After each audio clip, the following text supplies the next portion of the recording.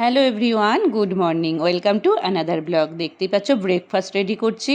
দুধ, আম আর গ্র্যানুলা দিয়ে বনি খেয়ে নেবে। এটা হচ্ছে বনির ব্রেকফাস্ট। তার সাথে সাথে আমিও ব্রেকফাস্ট করে নিই। সোজা চলে গেছি বেডরুমে, বেডটা ক্লিন করব আর ডাস্টিং করব বলে। কারণ আমার হেল্পিং হ্যান্ড দুদিন ধরে ছুটি নিয়েছি। কোনো ব্যাপার না, আমি বনি দুজনেই ম্যানেজ করে নেব। বেড ক্লিন করার পর তারপরে সোজা চলে যাব একদম কিচেনে, কারণ লাঞ্চ রেডি করব। তার মধ্যে বনি আবার যাবে একটু বাজারে। তাহলে চলো দেখতে থাকো। ঘরের সমস্ত কাজ কমপ্লিট করে ব্রেকফাস্ট করে নিয়েছি, বনিকেও দিয়ে দিয়েছি। তারপরে বনি একটুখানি গেছে বাজারে। তারপরে এবার লাঞ্চ বানানোর পালা। লাঞ্চে এবার কি বানাবো? রোজ রোজ একঘেয়ে ভাত, সেই কারণে বলেছে আজকে একটু ভাতটাকে স্কিপ করব। ভাত বানাবো, অবশ্যই বানাবো, কারণ আমার ছোট ছানার জন্য ভাত বানাতেই হবে। ও একটুখানি ভাত খায়, কিন্তু ওকে ভাত বানাতেই হবে। তো ওই জন্য ভাবছি ভাতটা বানিয়ে ফেলবো। আর এখানে রেখে দিয়েছি, দেখো এই যে বাঁধাকপি। একবারে রাতে রান্নাটাও করে নেবো, এত গরমে বারবার করে ভালো লাগে না রান্নাঘরে। আর এইখানে আছে আলু সেদ্ধ করা। তার মানে কি বলতো, আজ দুপুরের লাঞ্চে হবে আলুর পরোটা। তো চলো দেখতে থাকো, সাথে থাকো। এই যে আমার বড় ছানা চলে এসছে বাজার থেকে, বাজার করে নিয়ে। যবের থেকে ও কলকাতায় এসছে, ওই বেশি সময় আমার বাজার করে দেয়।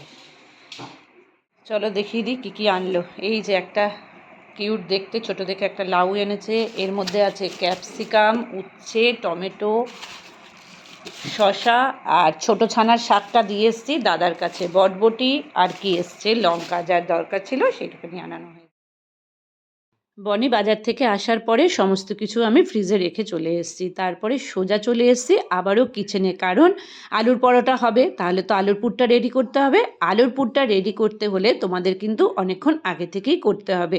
চলো তাহলে আজকে তোমাদের সাথে আমি আমার আলুর পুরটা কিভাবে করি সেই রেসিপিটা শেয়ার করি।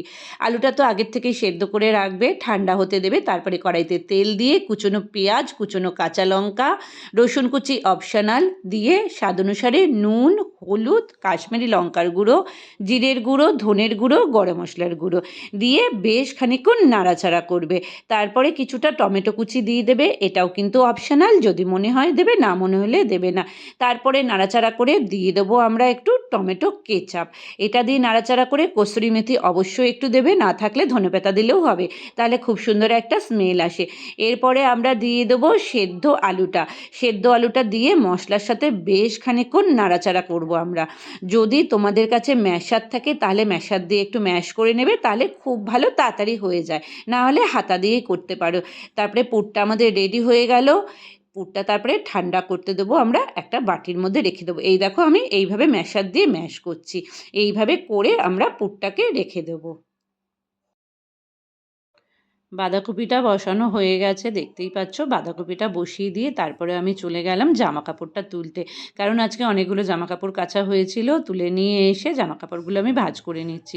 বেশি জমে গেলে না তখন আর ইচ্ছে করে না ভাঁজ করতে, সেই কারণে আমি অল্প অল্প করে থাকতেই না আমি ভাঁজ করে নিয়ে সব জায়গাটা জায়গায় রেখে দিই। জামা কাপড় ভাঁজ করে নেবার পরে তারপরে চলে গেছিলাম স্নান করতে। স্নান করে এসে পুজোটা কমপ্লিট করে নিয়েছি, কারণ স্নান আর পুজো জানো তো একটা বিশাল বড় কাজ মনে হয়। পুজোটা কমপ্লিট করে নিই, তারপরে সোজা চলে গেছি কিচেনে, কারণ এখন একটু ঝামেলা আছে। লাঞ্চে করব এখন হচ্ছে আলুর পরোটা, তোমরা জানোই, সেই মানে পুর সব রেডি করে রাখা হয়েছে। এইবার পুর ভরবো। দেখতেই পাচ্ছ রুটির মতন একটু বেলে নিয়েছি, আর আমি কিন্তু পুরটা একটু বেশি পরিমাণে দিই আর কি। এই দেখো লাস্ট পরোটা ভাজা চলছে, এখানে দুটো ভাজা হয়ে গেছে। আর ফ্রিজে না অনেক দিন ধরেই এটা চিকেন গার্লিক ফিঙ্গার্সটা এনে রাখা হয়েছিল, কিন্তু ভাজাও হয়নি, খাওয়া হয়নি, তাই আজকে খুব মন হচ্ছে। এখন আমরা লাঞ্চেই খাবো। এটাই যে কড়াইতে তেল দিয়ে দিলাম। ওটা আর আমাকে ভাজতে হলো না, বনি ভাজছে। আরেকটা দিয়ে দে বনি। ঘেমে নিয়ে একসার হয়ে পরোটা ভেজেছি, আর এগুলো তো বনি ভেজেছে তোমরা দেখলেই। আর এখানে দেখো কি সুন্দরভাবে প্লেটিং করে নিয়েছি। আলুর পরোটা, গার্লিক চিকেন ফিঙ্গার, লঙ্কার আচার, এটাও লঙ্কার আচার, এখানে স্যালাড, 3 রকমের সস মিশিয়ে দিয়েছি। এবার আমরা করব লাঞ্চ। চলে এসেছি লাঞ্চ করতে। চিকেন ফিঙ্গারটা না খুব ভালো ছিল খেতে, টেস্টি হয়েছিল। আর আলুর পরোটাটাও খুব টেস্ট ছিল। তারপরে খাওয়া-দাওয়া কমপ্লিট করে সোজা চলে এসেছি আমি রেস্ট নিতে। এত রেস্ট নিচ্ছিলাম, নিতে, নিতে বিকেল ৫টা ৫:৩০ বেজে গেছে। তারপরে এসে বনি আমাকে নক করল যে, "মা তুমি চা খাবে না?" ও যখনই ঘরে থাকে না, ডেইলি বিকেলবেলার চাটা ওই কিন্তু আমাকে করে দেয়। কারণ বিকেলবেলার ওটা হচ্ছে আমার একটা এনার্জি ড্রিংক। ওটা না হলে না আমার একদমই ভালো লাগে না। আর ও চাটা এত সুন্দর বানায় তোমাদেরকে আমি কি বলবো আর কি। খুব, খুব ভালো বানায়। তারপরে ও আমাকে একটা কেকের প্যাকেট দিয়ে দিল। সেইটা দিয়ে আমি চা খাবো বলে। আর আমি কেক দিয়ে না চা খেতে ভীষণ ভালোবাসি। আর সেই প্যাকেটটা নিয়ে চলল যুদ্ধ আমার সাথে। কারণ আমি এত তাড়াতাড়ি কোনো প্যাকেটই ঠিকভাবে খুলতে পারি না সেই কারণে। তো অবশেষে টানা হেচড়া করতে, করতে কেকের প্যাকেটটা আমি খুলতে পেরেছি। তারপরে চা দিয়ে খাওয়াও আমি স্টার্ট করে দিয়েছি আর কি। কেকটা কিন্তু ভীষণই ভালো ছিল। আর আমি নিজেকে না ভীষণ লাকি মনে করি। কারণ মানে বনি যে ডেইলি আমাকে চাটা করে খাওয়ায় বা প্রত্যেকটা কাজে আমাকে হেল্প করে সেই জন্য।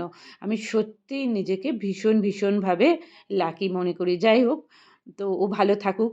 মানে কয়েকদিন ও আছে আমার কাছে, তারপরে ও চলে যাবে ওর নতুন জার্নিতে। ও ভালো থাকুক সেইটাই আমি চাই আর কি। ও সুস্থ ভালো থাকলেই আমি ভালো। চলো আজকের মতন আসি। টাটা। ভালো থেকো সবাই।